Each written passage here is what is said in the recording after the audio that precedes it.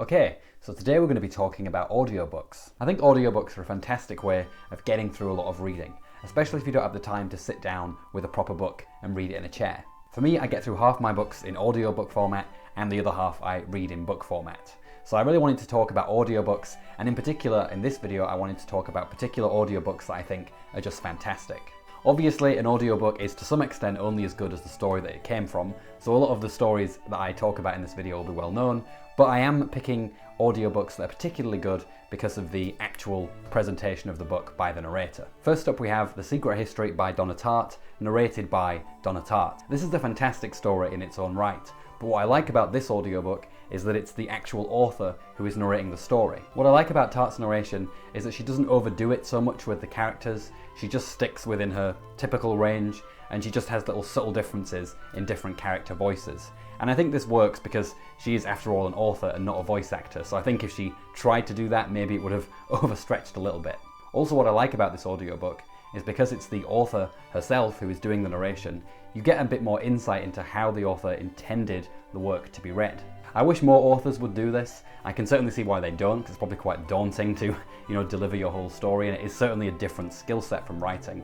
But I always love it when authors take on their own stories and do audiobooks, and this is definitely one of the best of those kinds. Next up we have Lolita by Jeremy Irons. Now this is another interesting audiobook because Jeremy Irons himself actually played Humbert Humbert in a film of Lolita.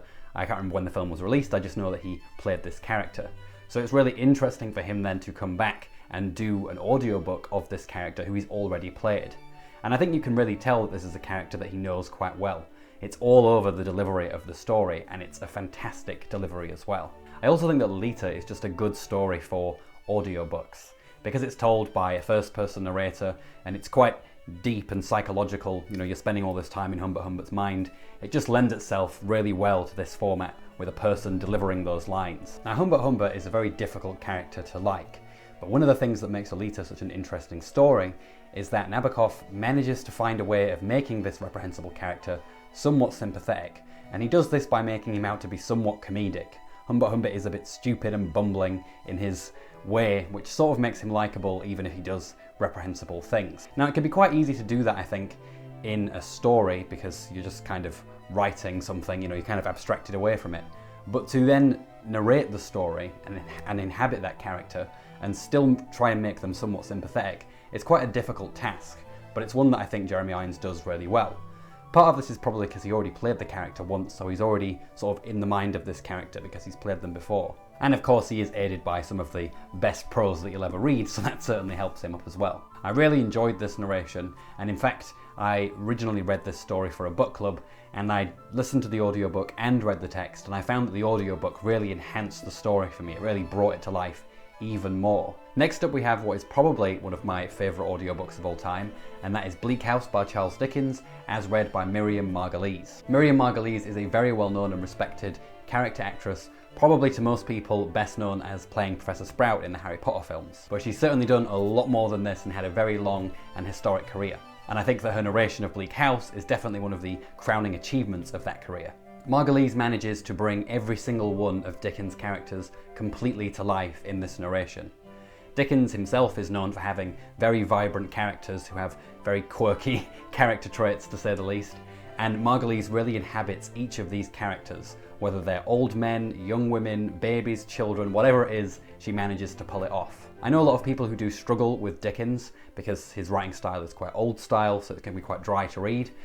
And it's a shame because I think there's a lot of humour in his writing style, but having an audiobook of his work, especially one of this magnitude, really brings out the comedy and the life and colour in his work. Some of Margolyes' character voices are just so good that sometimes I was wondering if there were actually different people voicing the characters. So if you haven't read any Dickens, or you have read some Dickens and you struggled with it, I definitely recommend this one.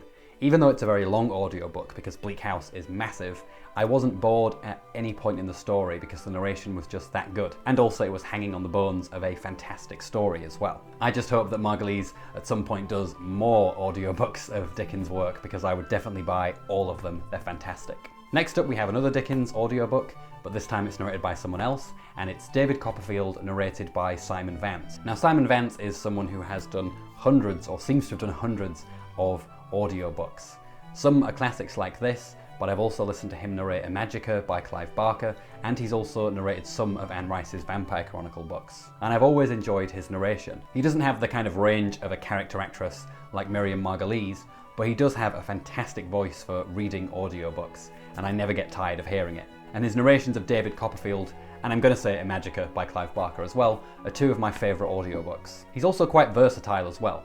As I said, he's done classics like Dickens, but he's also done fantasy and horror books as well. And so it's quite nice because whenever I'm looking through audiobooks, if I see his name as a narrator, then I always know that I'm going to be impressed because he's just time and time again does a great job. So if you want an audiobook narrator who's quite reliable, quite good, and in some cases fantastic, then I'd always check out Simon Vance. Next up we have The Wheel of Time, narrated by Michael Kramer and Kate Redding. As many of you will know, The Wheel of Time is one of my favourite fantasy series, and I have read the whole thing through once, and I'm currently reading through it again, or should I say listening, and I'm going through all of the audiobooks narrated by these two. Even before we get on to the wonderful narration jobs that these two do, I just think it's also conceptually fantastic that we have a male and a female narrator doing The Wheel of Time. Gender and the balance between male and female is one of the big themes of The Wheel of Time, so kind of imbuing that into the narration itself was a very clever move. Also, for a series that is so big and epic,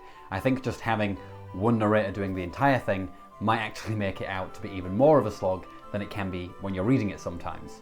So having the two just keeps things a little bit fresher, and it's a nice way to progress through the audiobooks. What's also great is that they both also have very good voices, and they do very good characters. And this is no easy task in a series that has, I think, over 1,000 named characters, or maybe even more than that, I don't know the exact number.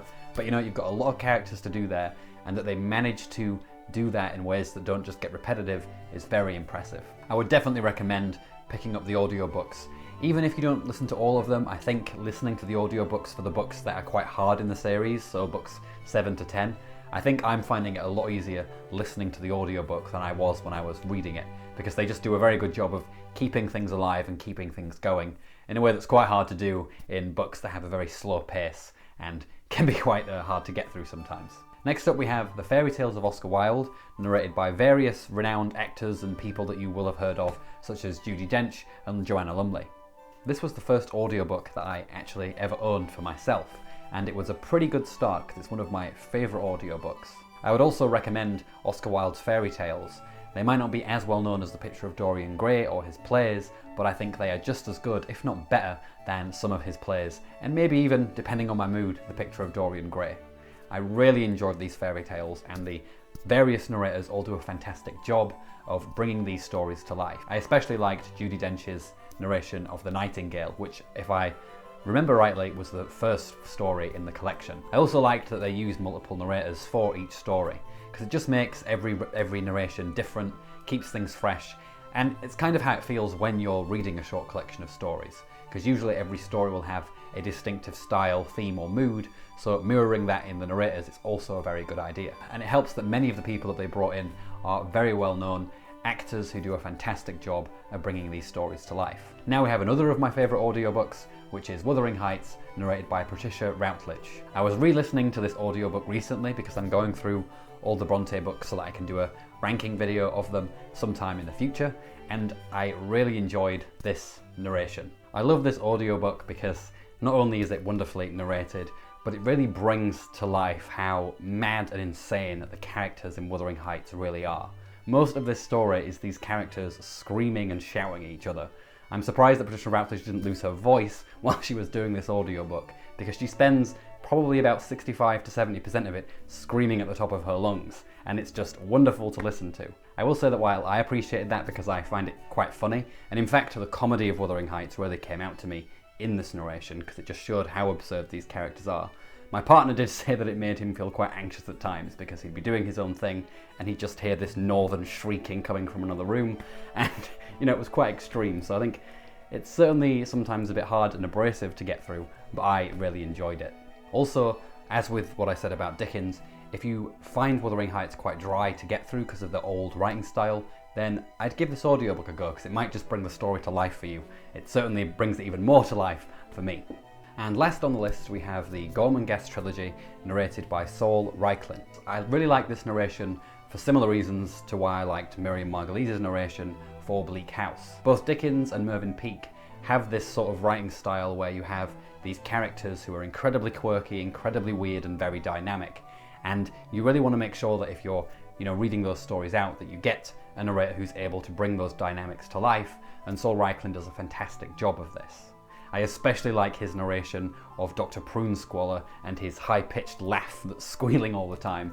It's really amusing and almost just worth the price of the audiobook on its own.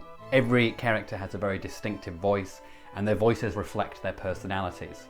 For example, the Countess is described as this very large, kind of majestic, slow, almost dumb-seeming woman, and this is reflected in her deep, slow voice, which Reichland does for her.